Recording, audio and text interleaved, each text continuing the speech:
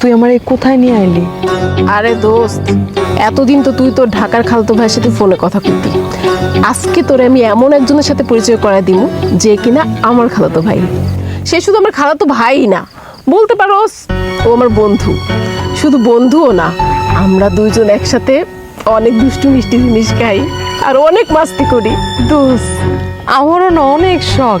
ওই যে ড্রিঙ্কস তো খাস না, আমার অনেক শখ আমি এগুলা খামো, একটা উড়া দুরা জীবনযাপন করব। এই জন্যই তো তোরে এনে নিয়ে আসলাম। ওই যে আমার খালতো ভাই রাখি বাসতেছে। হ্যালো বিউটিফুল, আমি রাকিব। তুমি জেরিন, রাইট? জি। শোনো জেরিন, শিলা আমার সঙ্গে পরিচয় হওয়ার আগে খুব বোর থাকতো, কিন্তু আমার সঙ্গে পরিচয় হওয়ার পর ওর লাইফটা আনন্দে ভরে গেছে, মানে ও লাইফটাকে এনজয় করছে। আমিও তাই চাই, কিন্তু এই সংসার টংসার না আমার একদম ভাল লাগে না।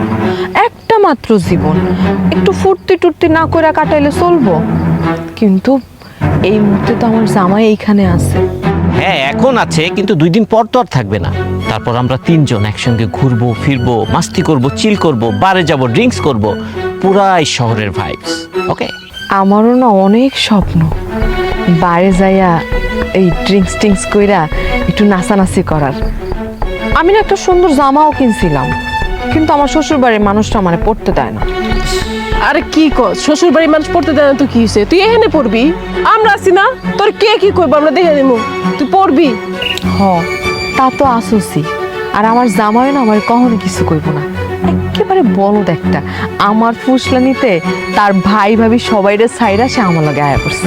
শোনো জেরিন, আমাদের সঙ্গে যেহেতু তোমার পরিচয়টা হয়েই গেল, এখন আমরা তোমার লাইফটাকে পুরো ঝাক্কাস বানিয়ে দিব। মানে তোমার লাইফ তুমি তোমার মতো করে চালাবে, কেউ তোমাকে কিচ্ছু বলবে না। তোমার লাইফ, তোমার ডিসিশন। ওকে? পুরাই বিন্দাস। বাই দ্য ওয়ে, তুমি স্মোক করো? না, খাই না তো। আরে নে না, না করিস না। আরে খাও, কিছু হবে না।